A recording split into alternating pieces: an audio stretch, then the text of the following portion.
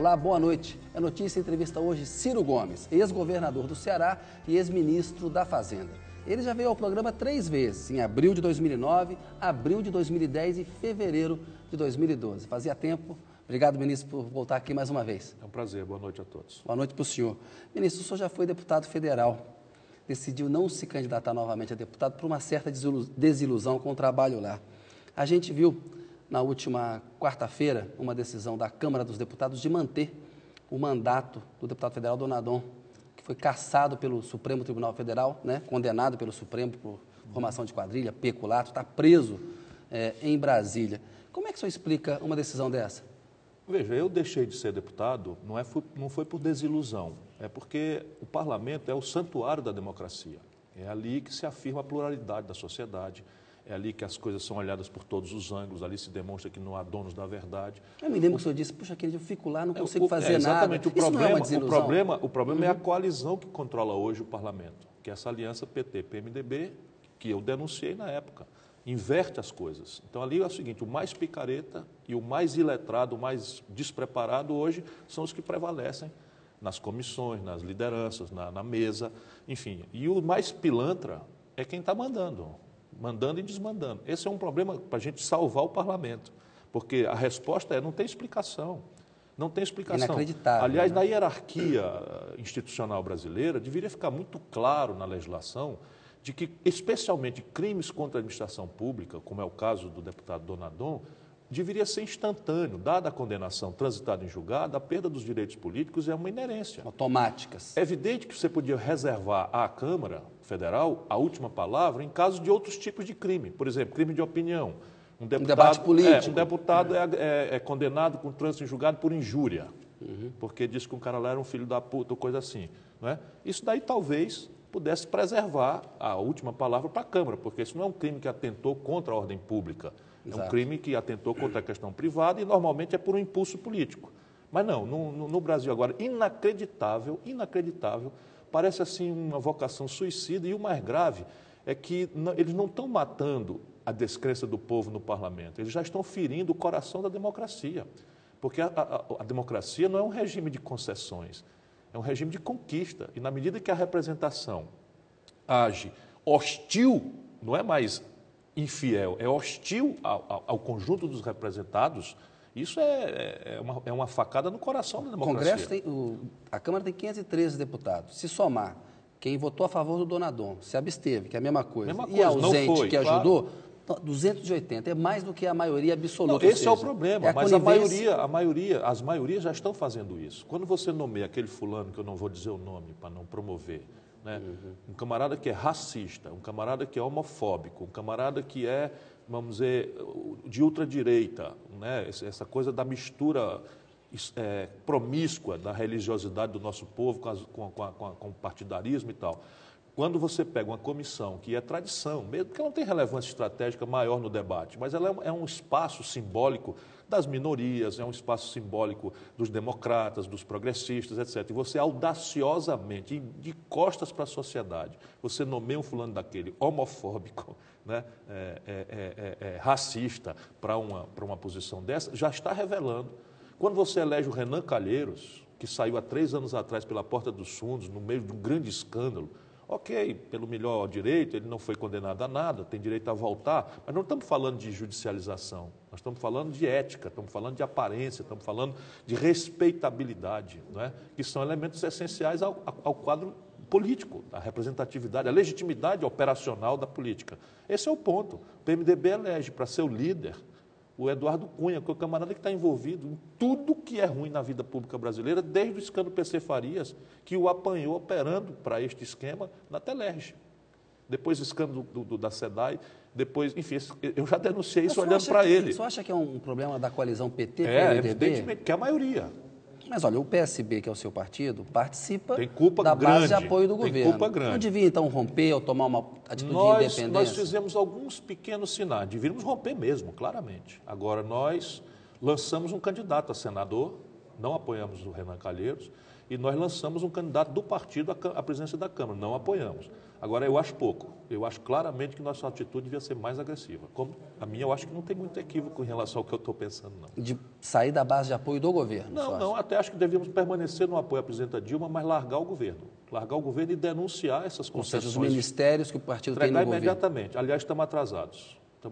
Pois é, porque nós vamos voltar ao assunto do Donadon. O Eduardo Campos, que é governador de Pernambuco, ele fala, olha, vou decidir se vou ser candidato em 2014. Ele sempre fala, 14, eu só vou decidir em 14. E mantém os ministérios. Lá na frente, se ele for candidato, não vai pegar mal para o PSB? Claro, simples assim. Na hora que ele disser, está errada a política econômica, dizer, porque você vem dizer agora, na véspera da eleição? Ficou 3 anos no governo. É complicado para ele, não é? Não é complicado, não. É de uma absoluta inexplicabilidade. É inexplicável. E por que o partido não entrega, ministro? Eu já fiz as ponderações que pude fazer. Tenho vontade de fazer unilateralmente, porque eu tenho uma certa influência num dos ministérios que o partido tem. Mas não quero também criar um constrangimento, nem para a presidenta Dilma, muito menos para o Eduardo Campos, que é meu companheiro. O senhor está dentro de um partido, ou seja, está em minoria no partido. Mas a minha ponderação foi feita claramente. Inclusive, fui agredido na reunião da Executiva Nacional, porque a minha frase foi ao estilo que eu uso. Eu acho que nós estamos acocorados, comendo migalha de um banquete que não nos pertence. E o senhor acha que o PSB devia lançar candidato a presidente? Já é uma questão que não me é tão segura. Eu acho que a gente, se conseguir responder, e o tempo agora conspira contra nós, nós precisamos responder a 2 perguntas. Uma, por que ter candidato? Porque o partido tinha candidato, no caso eu, né, possivelmente, não por mim, nem por nenhuma virtude que eu queira dizer. Em 2010, a gente eu tinha simplesmente o primeiro ou o segundo lugar nas pesquisas. Inacreditavelmente, o partido abre mão. Na época, Dilma estava abaixo do senhor nas pesquisas. Não existia. Era uma invenção que podia ter dado um grande fracasso para um projeto estratégico de país. Graças a Deus, deu tudo certo. Com todas as dificuldades, a Dilma não foi uma grande decepção, que podia ter sido no momento. Enfim, aí o partido não teve candidato. E agora que nós estamos dentro do governo, participando do governo, não é? Enfim, vamos ter candidato por quê? Senão, o senhor não... Porque o Eduardo Campos quer, porque ele controla o partido. Mas veja bem, o Brasil não quer cevar um projeto pessoal, seja de quem for. Por mais qualificado, e o Eduardo é muito qualificado. Mas não se trata disso, ele não ganha. Nenhum projeto pessoal vai ganhar a eleição no Brasil. Né? O segundo é para que ser candidato? Porque a população brasileira está de saco cheio com o que está acontecendo, mas não quer retroceder. Ela não quer ver as conquistas de uma política de salário mínimo, de uma política de crédito, de uma política de seguridade social, né, de proteção social. Da inflação. Correr riscos. Não quer ver isso correr riscos. Agora, evidentemente, que ela está preocupada com o futuro do país. E, olha, o futuro do país é gravemente preocupante. Eu estou escrevendo para a revista Carta Capital, estou tentando explicitar ali quais são as razões e o mundo político brasileiro alienado.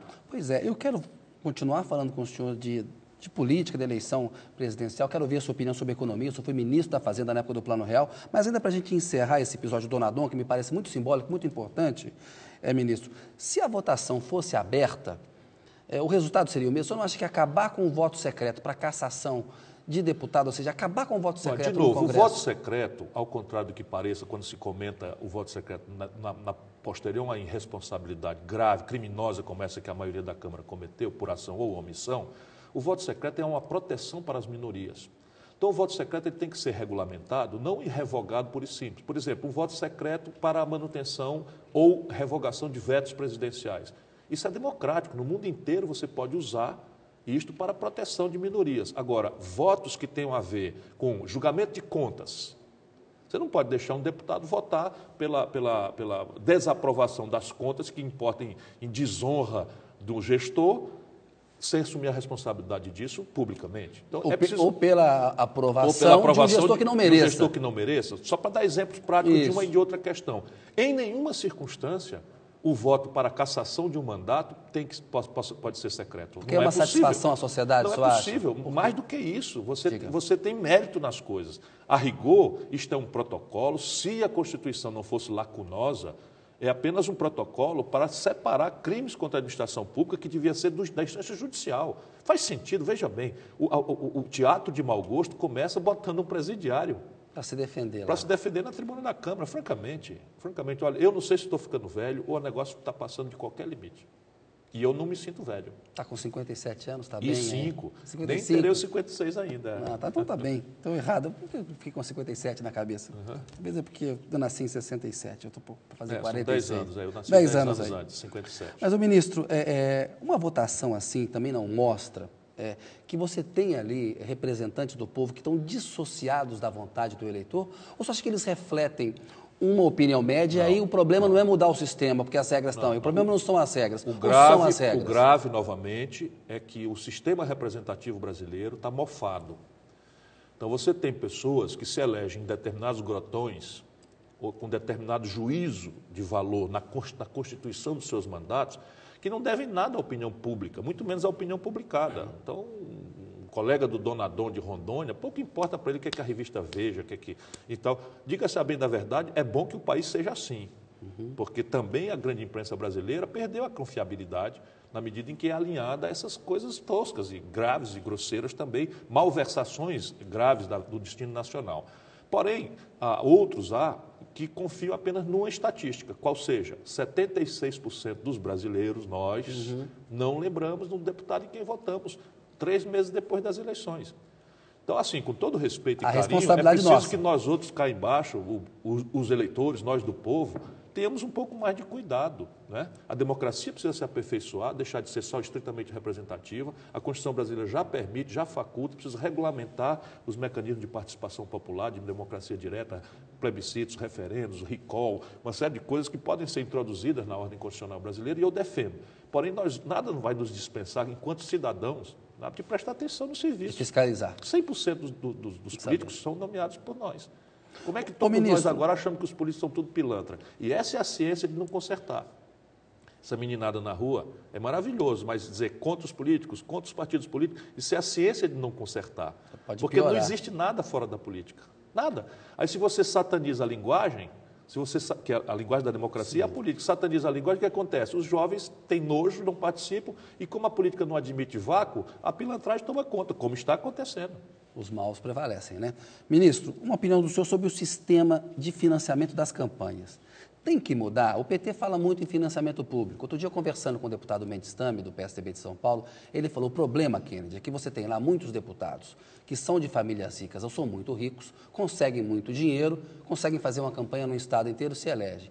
Ou ele vai em alguns grandes financiadores, pega uma montanha de dinheiro e consegue se eleger. Você podia permitir um financiamento privado, você fala assim, olha, uma empresa, um grande banco pode dar só até 50 mil reais para cada candidato, não pode dar mais. Já é assim, só que a quantia não é 50 mil, a quantia é um percentual do faturamento. Pois é, você tinha que diminuir essa possibilidade. Bem, de novo, não há nenhum sistema perfeito legalmente. O mundo inteiro experimenta sistemas os mais variados, eu costumo estudar muito essas coisas. O nosso já é misto, porque tem um horário gratuito na TV e no rádio. A substantiva despesa é paga com dinheiro público. Sim, que a turma chama horário gratuito, mas não tem nada de gratuito. As televisões cobram do governo o espaço pelo preço de tabela, que nenhum outro anunciante paga. Só o governo paga, o Tribunal Superior Eleitoral paga. Mas isso é outro assunto. Agora, o que acontece no Brasil, de novo, é a ancestralidade do problema. Você tem que criminalizar o mal feito. Não satanizar catolicamente, ou assim, superficialmente, a relação de dinheiro com política, que é uma tragédia da moral católica. Você sataniza, claro. Então é mais fácil um camelo passar no fundo de uma agulha do que um rico ir para o reino dos céus. Né? E essas coisas se transmitem para a atitude moral geral da sociedade brasileira. Isso é ruim. Então, o que é criminoso? O criminoso é a relação promíscua do poder econômico com o exercício dos mandatos. E isso é crime no mundo inteiro.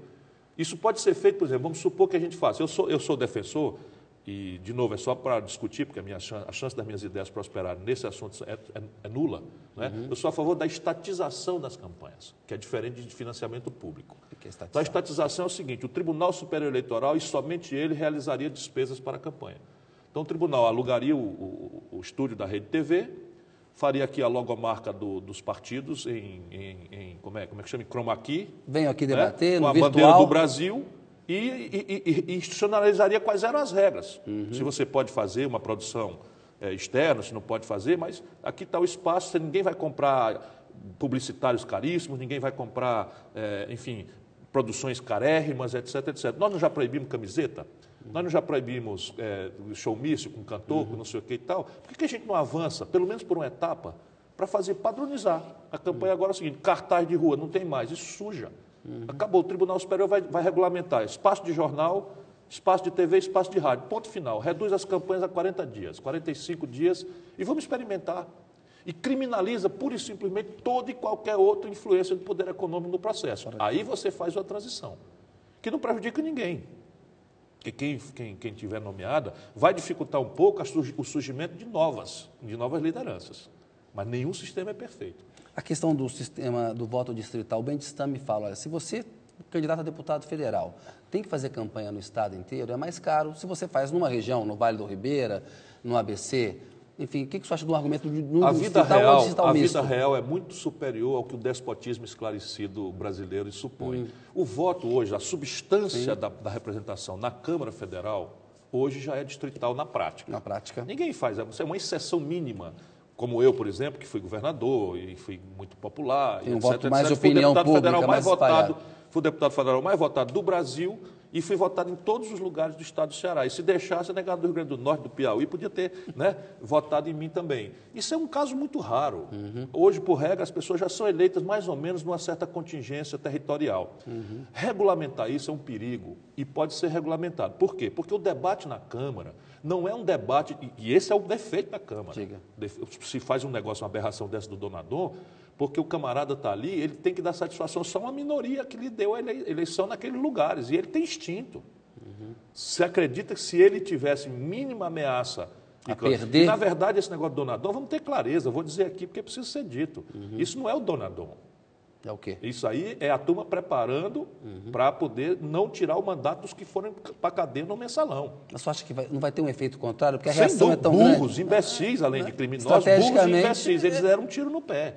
Porque eu acho que isso daí vai causar um movimento grave da sociedade brasileira sobre a Câmara Federal. E que é uma coisa, volto a dizer, que tem que preservar o parlamento como instituição sagrada da democracia. E prestar atenção quem são os pilantras, para ver se na próxima eleição a gente ajuda a diminuir a prevalência dessa gente na maioria da Câmara. Ministro, vou pedir licença, senhor, um minutinho. A notícia volta daqui a pouco com o Ciro Gomes.